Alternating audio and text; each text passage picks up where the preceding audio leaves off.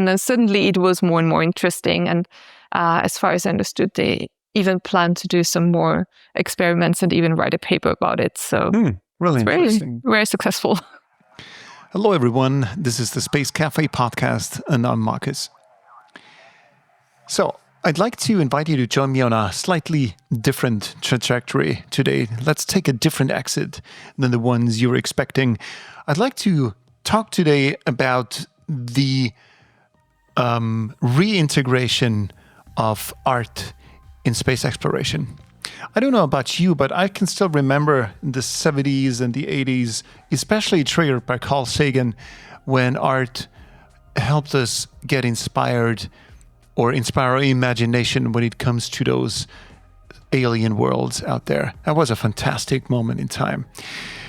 But the peak of all this sort of waned into oblivion, and in the past couple of years, we sort of lost our understanding how important art in space exploration actually is. It's not just a nice to have; it's an incremental and important part of space exploration, without which space exploration would not be where it is right now. This is important to understand, and we will see a couple of examples today where art actually triggered scientific progress. That's super interesting to see.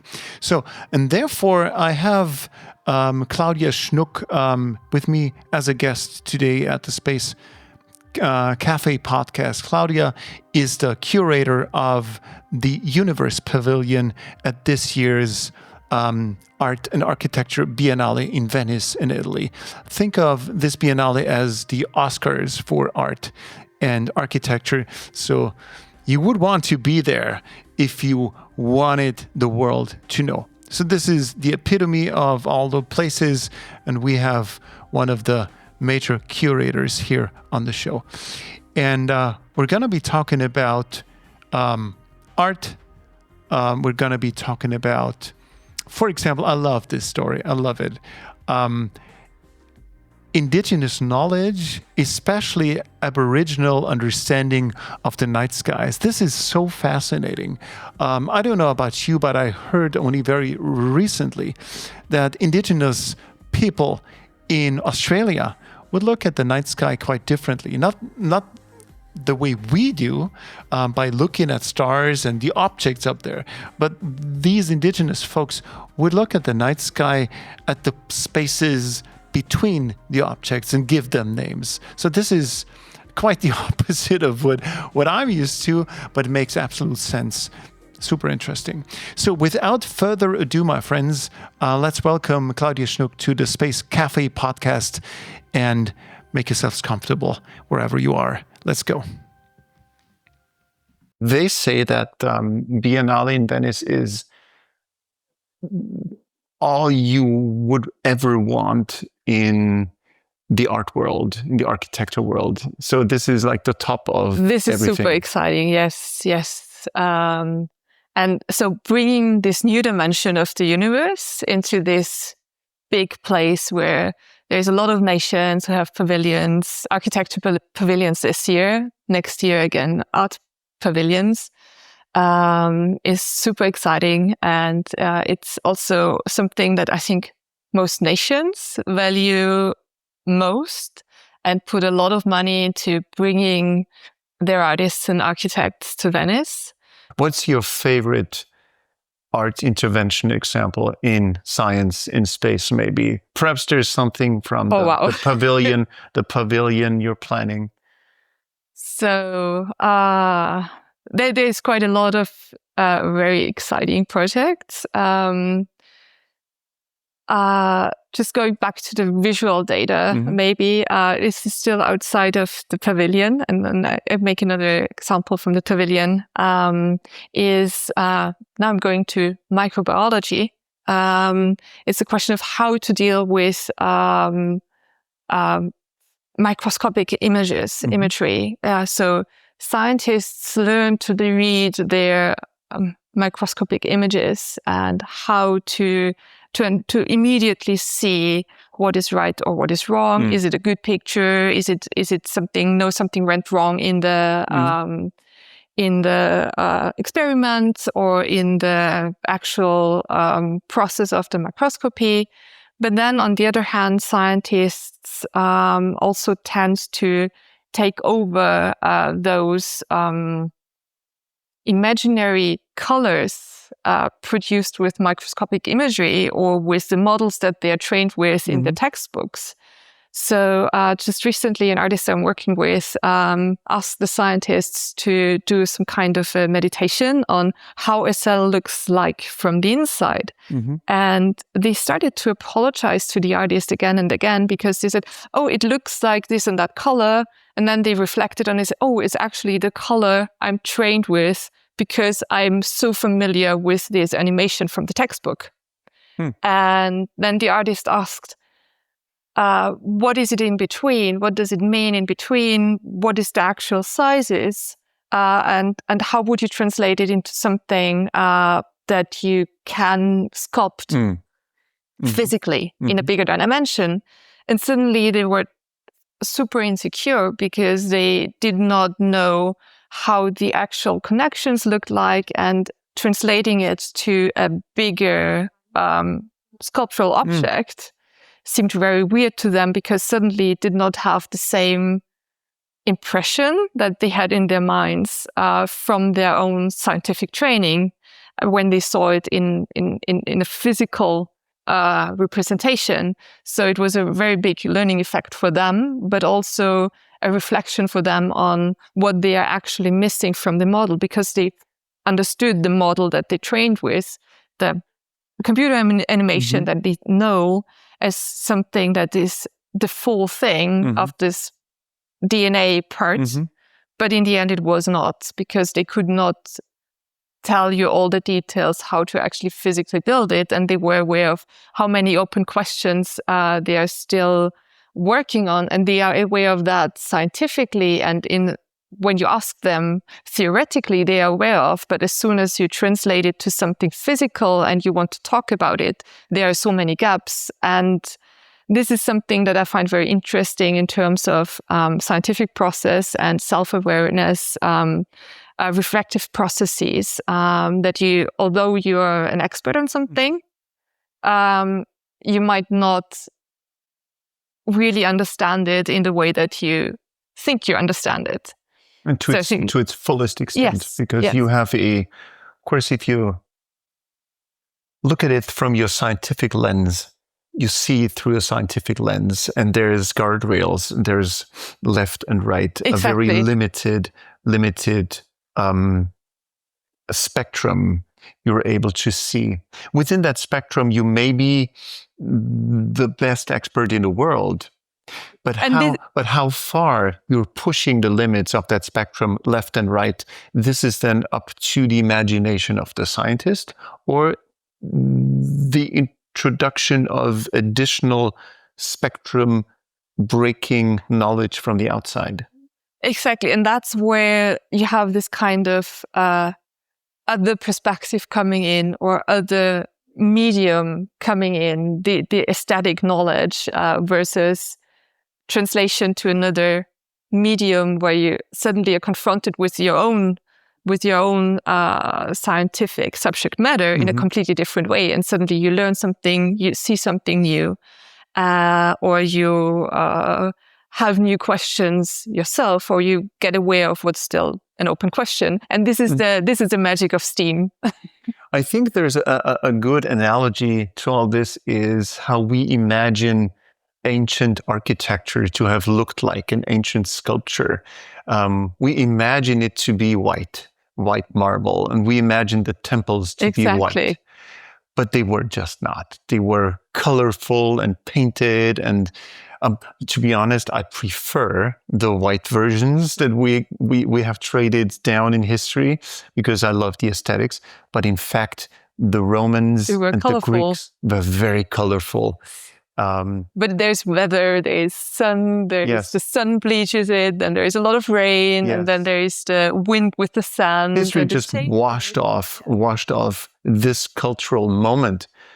But this is exactly what you're referring to. I think that without that knowledge from art history, we would think that the ancients had that pure white sci-fi aesthetic of architecture and sculpture. Yes, but it was not like that. And I think this is the beauty of this kind of mediality, translating it to a medium from sculpture to painting to drawing to video. Then you have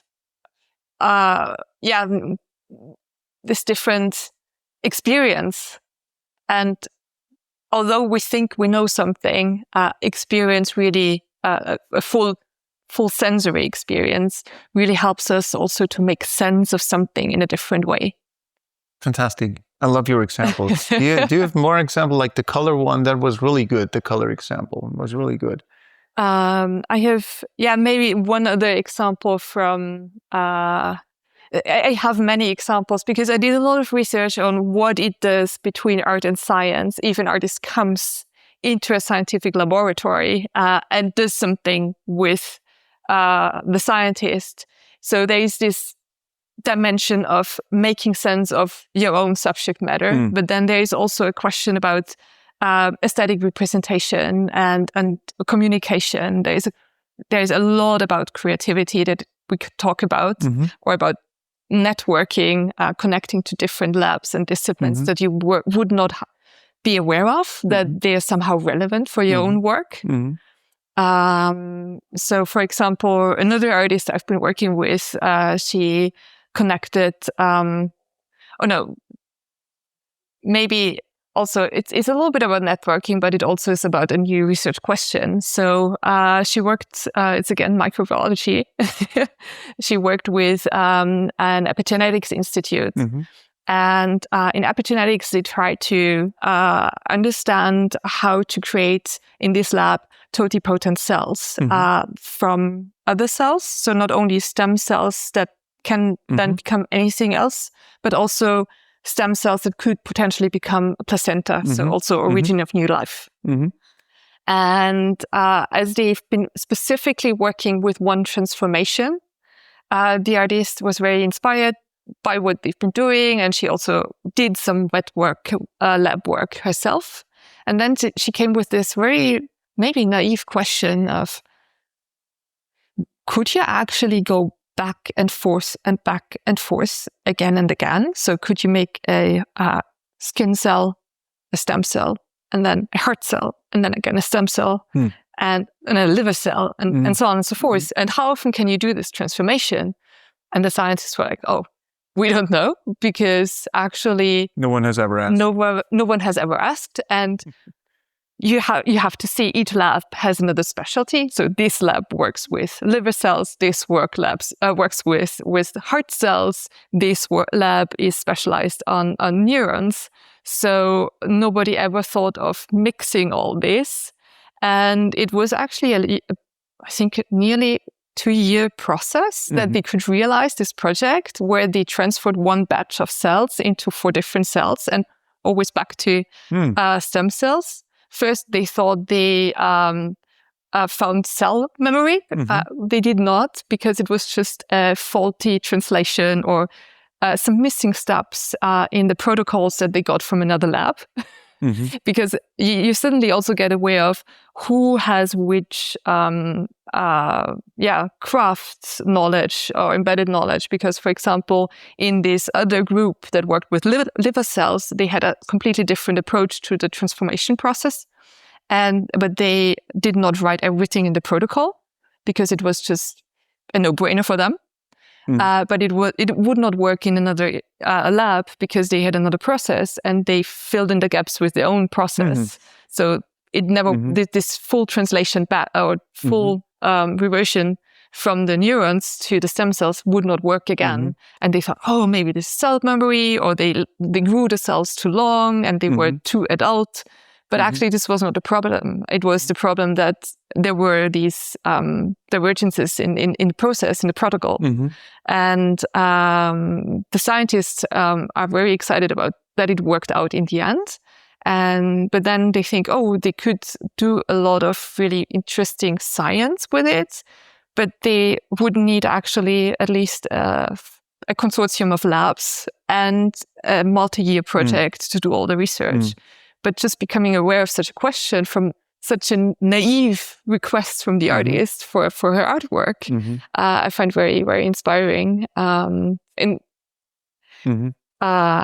this is one of these also question of becoming aware of what you can do or you can't do, but also connecting to labs or other labs that you would not connect to otherwise.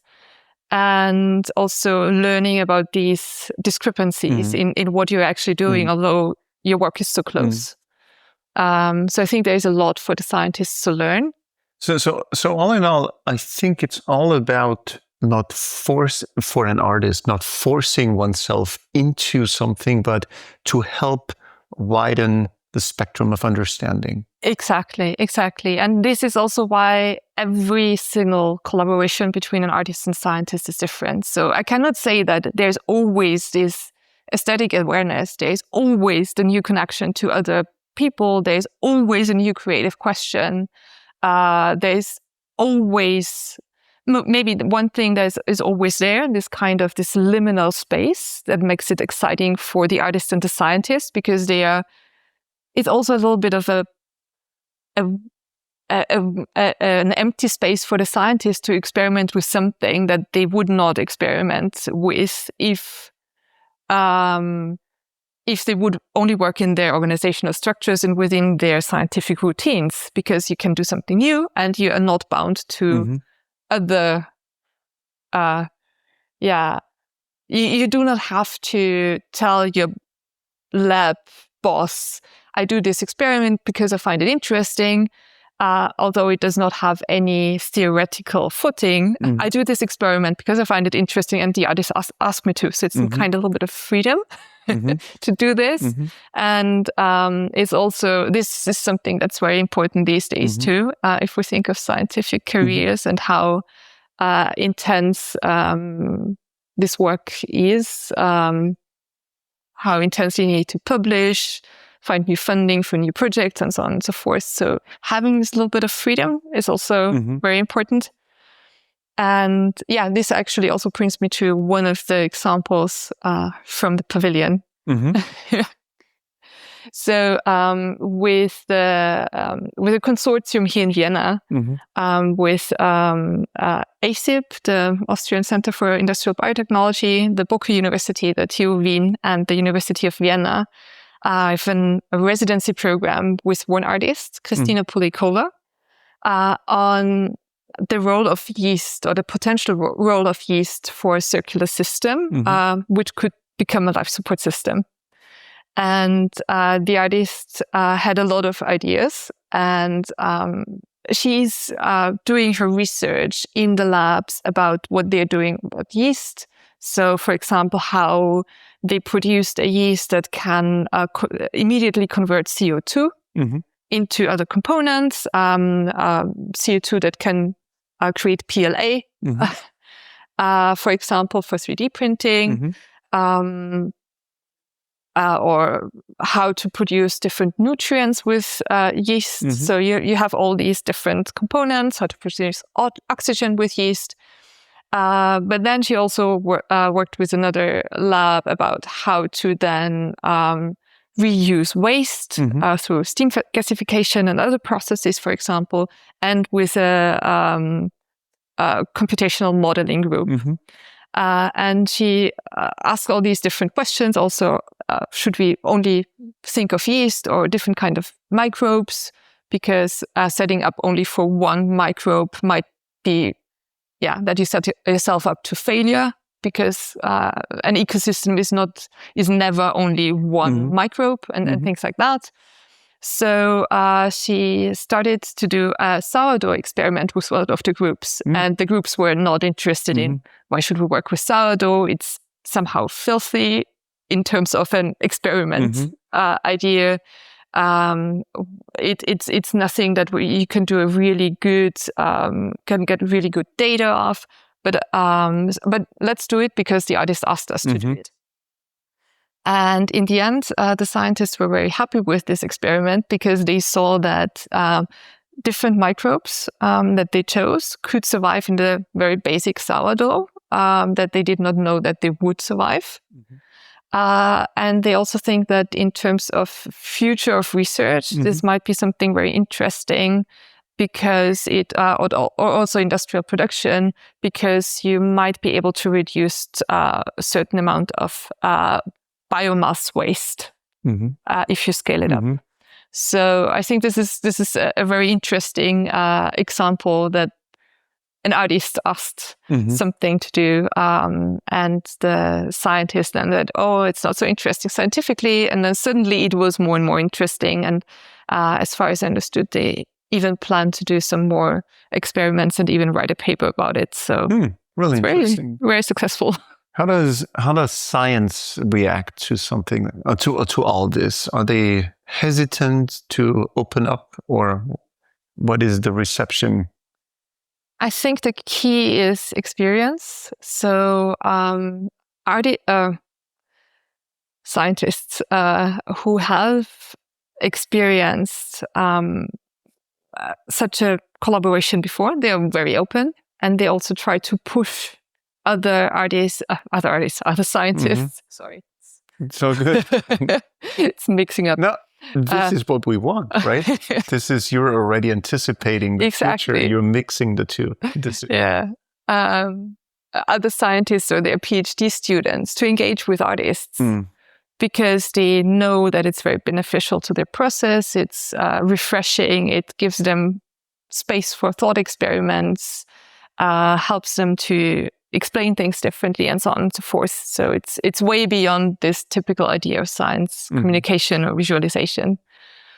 Other scientists are a little bit more hesitant because they feel it's still a little bit of a waste of time and energy. So this is also something that's based in this typical structure of lab routines and the pressure scientists experience specifically until they have tenure. That they fear a bit that they get sidetracked. Some of them even told me that they a lot of discussions with artists also imply maybe some philosophical discussions, and some scientists tell me that for example, their supervisors even discourage them from taking them ethics courses or science and science sociology of science or philosophy of science courses because it's a waste of time. So I think this is a little bit of a difficulty for many of them to argue why they do this, and thus they are a bit hesitant. And you run the risk of being exposed in your own community as perhaps the one with the strange ideas. Yes, that's it's unscientific. Yes, I think this is something that many of them are very scared of, to have this idea of this unscientific bit that they are doing. But on the other hand, it's exactly this space that you actually also need to improve your science and to improve the way how you communicate with non-scientists, with the public about your science, and also give a little bit of an insight. I think there's a lot of discrepancy of what scientists think that the public knows about how science works, and how little actually anyone who is not a scientist or not close to a scientist knows about how science actually works, and how a lab works, and how scientific questions are raised. You have worked with European Space Agency, with CERN, the particle physics place in Geneva. They have artist in residence programs, so they seem to be already one step ahead. Would you agree? Or is there still room for improvement? CERN is amazing. They have this program, I think Ariane Cook started it in 2010. And then the past 10 years, Monica Bello ran it. And it's a really globally known residency program. because they have very different ways of bringing artists into CERN. So for short-term visits for a few days, just to be exposed to the scientists, get to know the scientists, see some of these big experiments. But others get up to, 2 or 3 months residencies working intensely with one scientific group or a few scientists. Some of them even in dialogue with a second scientific institution. And that's very also rewarding for the scientists and for the artists. So yes. And CERN, I think, is well known for the residency program. And all these artworks are not only some kind of an internal benefit to the scientists, but then also end up at big shows, exhibitions worldwide, which also opens up this kind of dialogue to the public. Because when you think of pure science communication, it's often either for an interested public, so someone who reads certain magazines, or to it's very short what press would print about your latest outcome, but it's not so much. It does not give an access to ask questions, to really know about the background, or maybe even discuss insecurities about outcomes or what's the limitations. And I think during the COVID-19 pandemic, we often understood and heard what this kind of gap produces in terms of misunderstanding about what a scientific outcome actually means. Because we had a lot of insights published on a nearly daily basis about what the virus does or what it doesn't or what we don't know. And then there was a new insight about how the disease develops or changes or impacts the body, which somehow felt contradictory to a previous insight that was published. And then the public got like, what are you actually doing?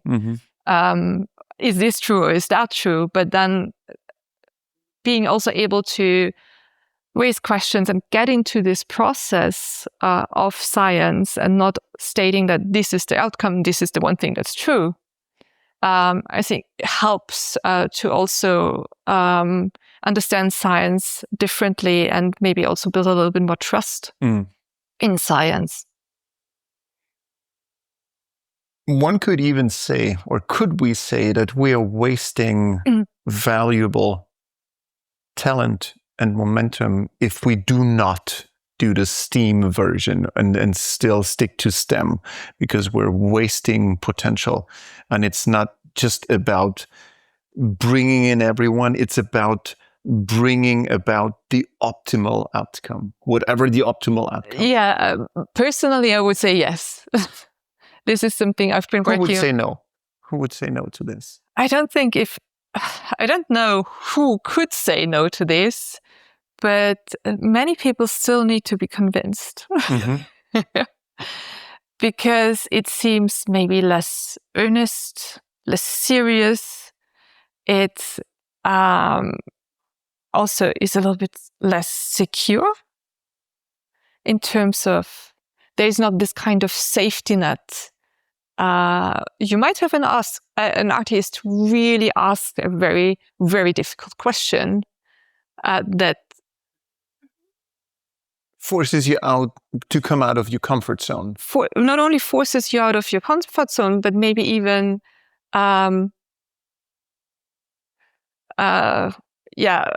puts away all the fixed points that you normally relate to in your work, and suddenly you're somewhere in free space and like, oh wow, what does it actually mean? And is my work still relevant in this context? Or what does it so very, very basic question. So once I was asked, but this was in an industry context, it was about 10 years ago, I was asked after a talk about arts in business, but what if an artist in residence comes to a car manufacturer and tells them maybe in 20 years cars will be less relevant? should they kick the artist out, or should they somehow respond to the question? Fantastic question, fantastic point, because this brings me back to CERN.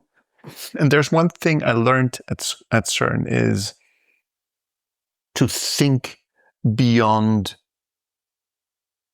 the traditional boundaries of time spans we think in: 4 years, budgetary, financial cycles, election cycles, and whatnot. At CERN, you know that a lot better than myself, but at CERN, you learn to think in generations, transgenerationally. Isn't it also so with space missions? Exactly, it's with space missions, because, I mean, like, how long does it take to conceive and build and launch a space mission? So if a car maker was confronted, and a car maker who takes themselves seriously was confronted with that question, they should be thankful, because this is a question they should have an answer to. Because maybe they will say, thank you, dear artist, but we have a solution for that, because we know. If they don't have an answer to it, then they have a problem. Exactly. That was actually also my answer. And I was very confused that this person in the audience actually thought that this is something offensive towards the car maker. It's supportive. It's supportive. This, I think so. I think so too, yeah. It is. So all in all, I think bringing in the arts is one thing, but it's all about opening up our senses toward bringing in as much information as we can into our questioning of things. So this is when you can bring in indigenous community, knowledge, wisdom, etc., etc. Actually, this is what, when you just said this, I wanted to refer, yes, we have one of these artworks also in the Universe Pavilion. So the Universe Pavilion, this year, the Architecture Biennale, connects, of course, to space architecture. It's called Sheltering in Space, a Guide. And the idea is to open up this questioning or this information about what the newest space architecture is, also to those questions that space architects or anyone who wants to venture into space are confronted with. And these questions are not only physical questions about how to build a shelter that endures a travel or that endures all the elements they're exposed to on a different planet and so on and so forth, and shelters the maybe human body. So one of the works is actually an Australian artist, Australian First Nations artist. And I asked her to do a work about sheltering that also reflects the sheltering, how she understands it from her native community. And she said, yes, actually, and I really remember this first conversation with her.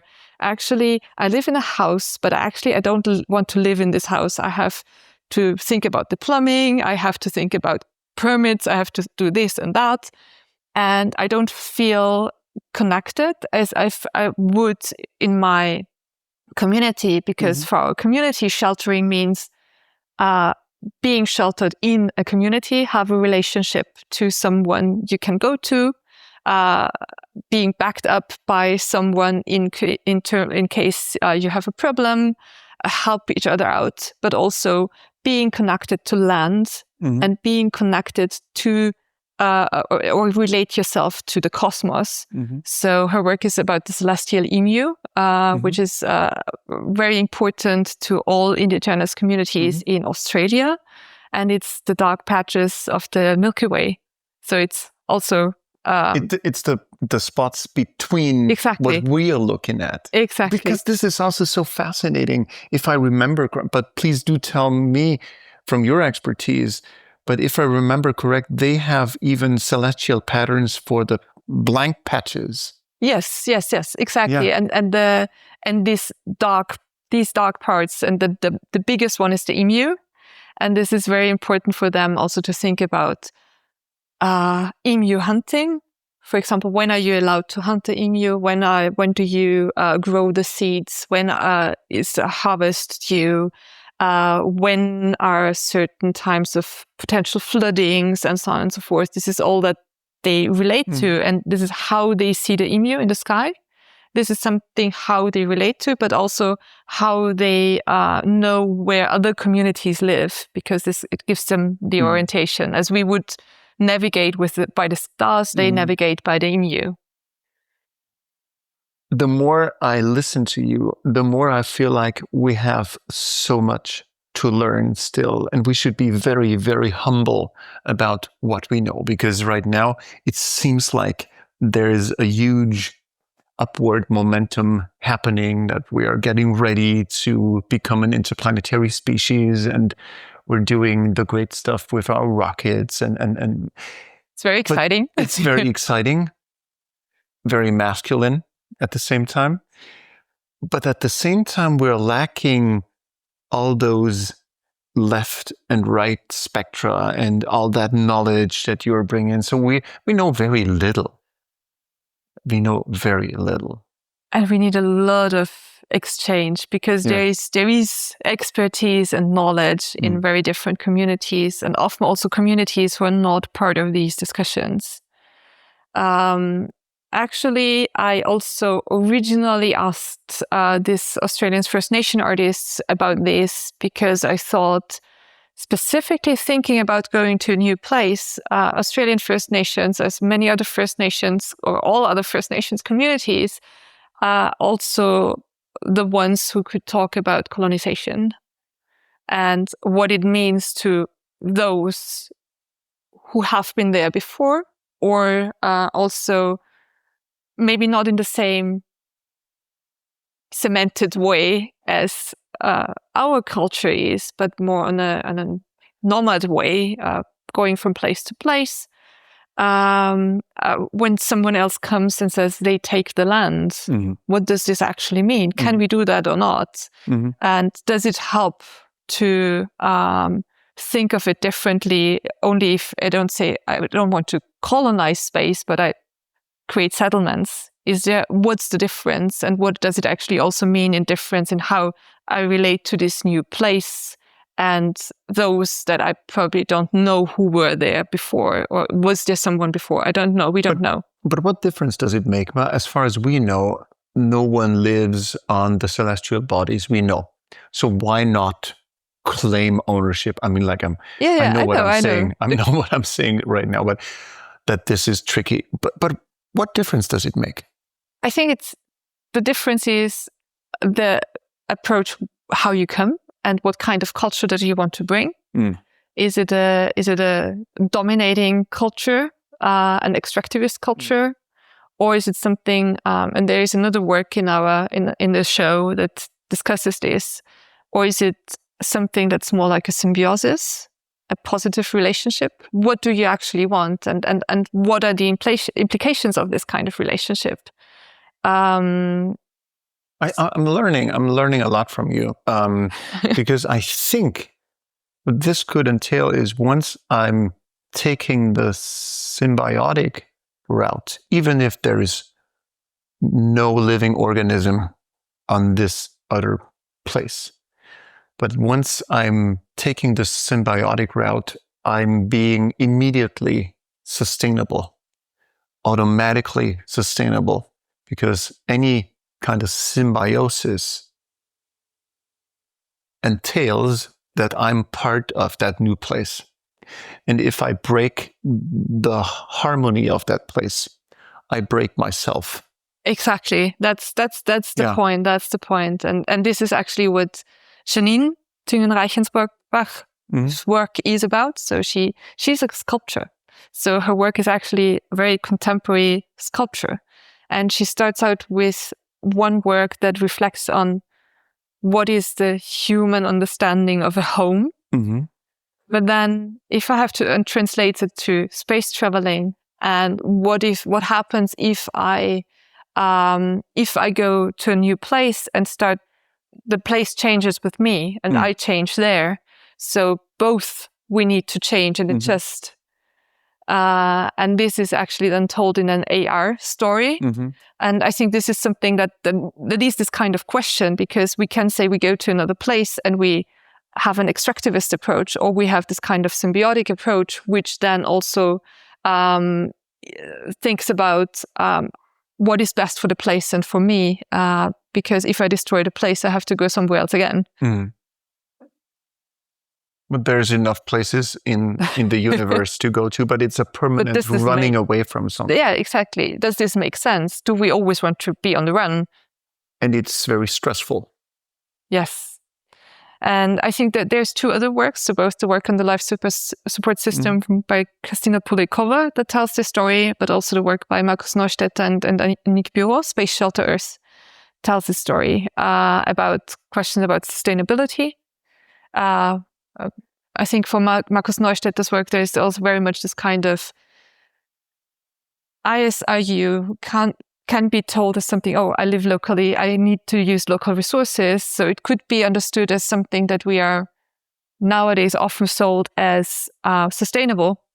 Also, there's a lot of sustainability advertisements, greenwashing going on with, this is local produce, local materials, but is it really sustainable? How do I have this sustainable dialogue with the place where I am? And where I shelter, and how do I build the shelter? Because I'm also very depending on the place to find shelter. And also each place is different, what kind of shelter I need. So it's differently to shelter in Venice, in the lagoon, on the water, exposed to the elements, or on the moon, or on Mars, or on a space travel where you're really confined in a spaceship. And this is where Kristina Pulikova's work also has this kind of metaphor from a scientific experiment to a whole ecosystem. So she did this experiment on yeast. So it's called a yeast chemostat. And this chemostat actually is a full cycle of producing yeast biomass and yeast and products. So you have to feed the yeast and you can harvest the product. But if you harvest too much or you feed too fast without harvesting, there is something that's called a washout. So you just deplete, you ruin the whole ecosystem. And it's actually also a metaphor to how you deal with your own life support system or with the bigger ecosystem on Earth. Fantastic. It forces us to rethink ourselves, how we think. So it's a fantastical moment to learn as a whole, as humans. Yes. Because we know there's lots of things that need to be repaired on this planet. And there's lots of things we need to learn still. So perhaps this new place, this new movement upward, forces us to rethink how we understand ourselves, how we understand sustainability. So there's a lot of positive stuff attached to it. If we ignore it, which is very likely, we keep on doing the rocket stuff and the exploitation. But there is huge potential in this. Would you agree? I would agree, yes. I think it's not possible to just always be on the run. It's not possible to be also always extractivist. It's exhausting.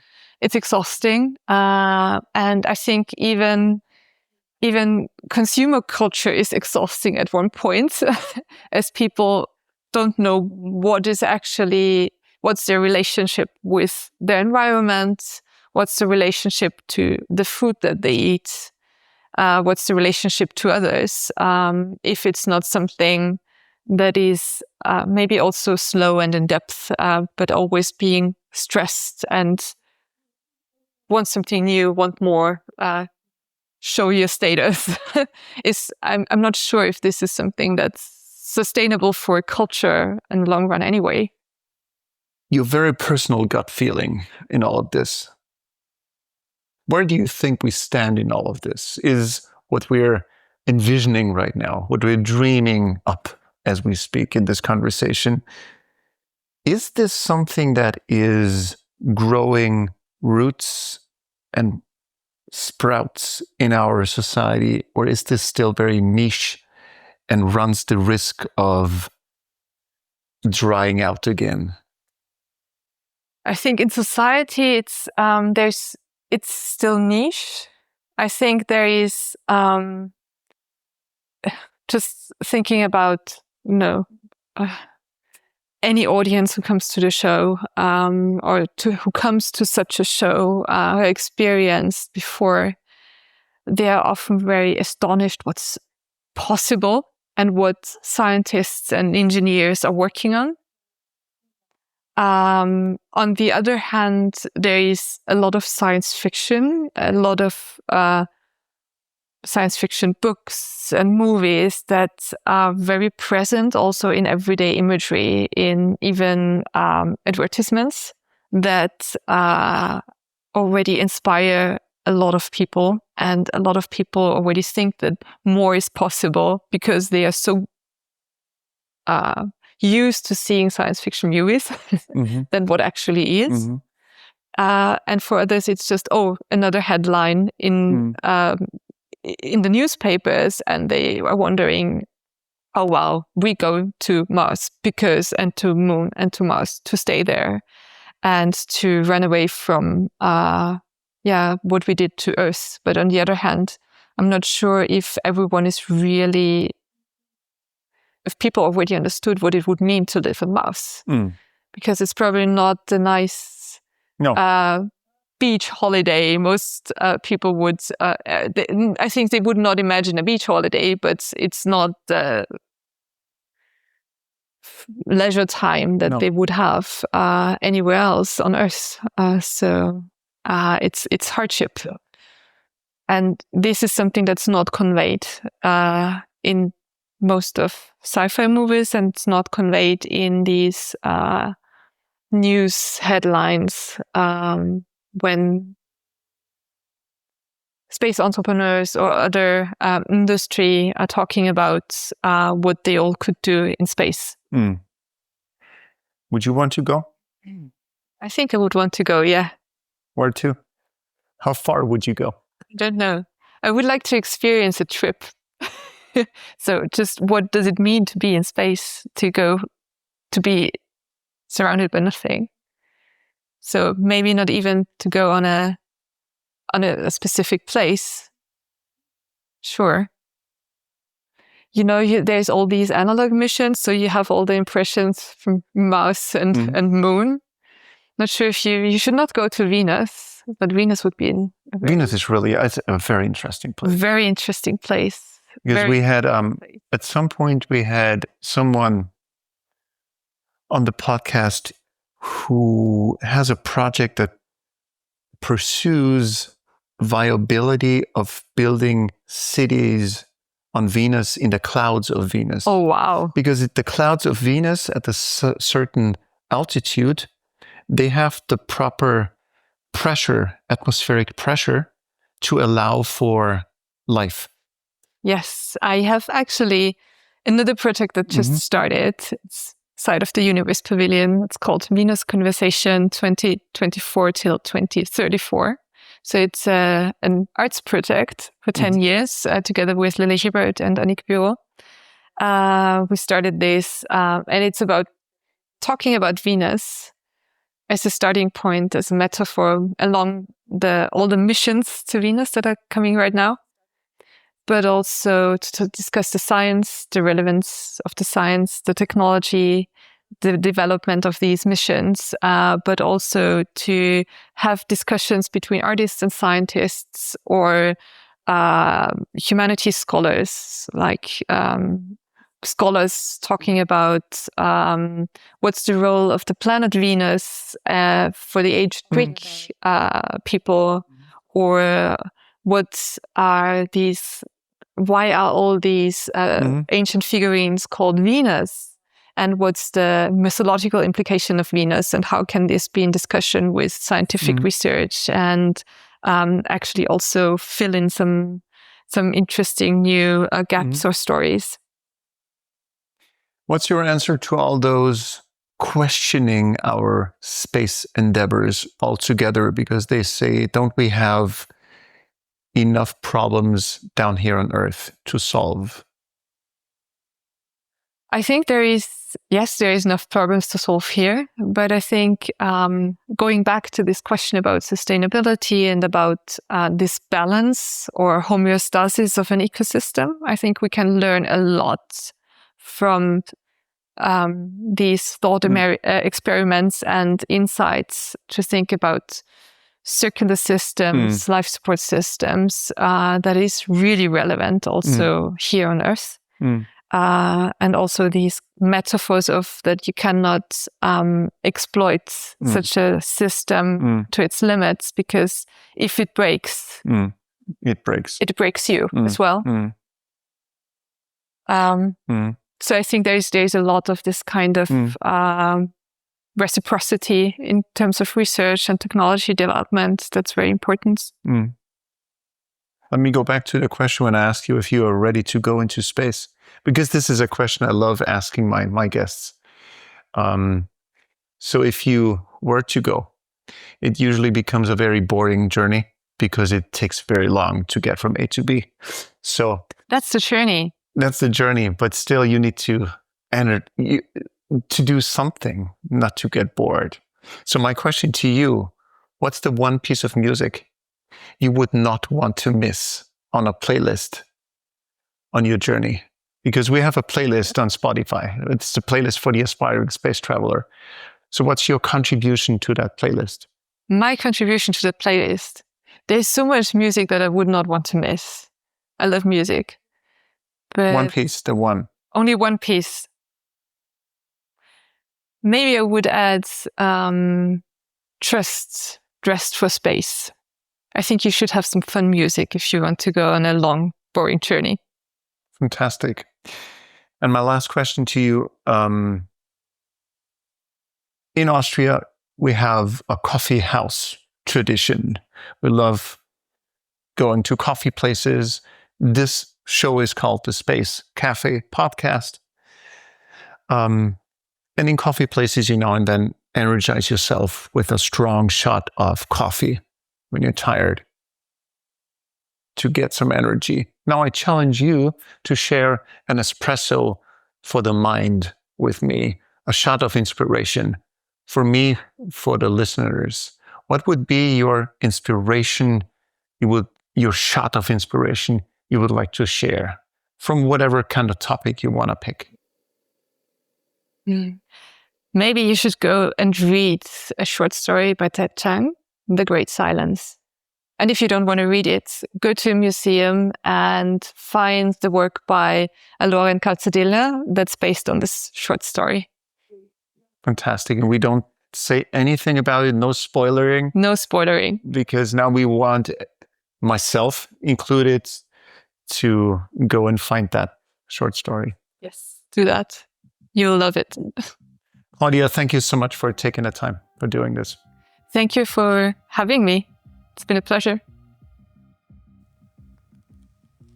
Thank you for joining us on this ride. I truly, truly enjoyed that conversation with Claudia.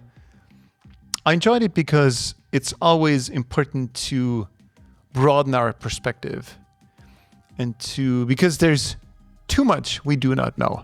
There's too much we do not see, but we can see. We just need to open our senses and open our minds to things to get a wider perspective. So thank you, Claudia, for letting us take a peek into your world, into the world where art meets science. It's fantastic. If this episode today resonated with you as it resonated with me, consider sharing it with someone you think could benefit from listening to this episode and get inspired by its content. I do not know if I have mentioned it.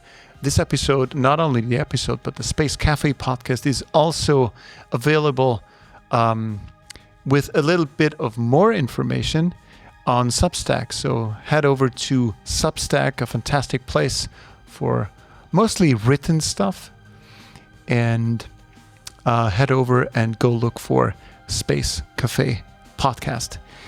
And yeah, please let the world know that this show exists. It really means a lot that you're here, that you're still listening. So Thank you for your loyalty. And we're looking forward to seeing you again in 2 weeks from now. Thank you, and bye-bye.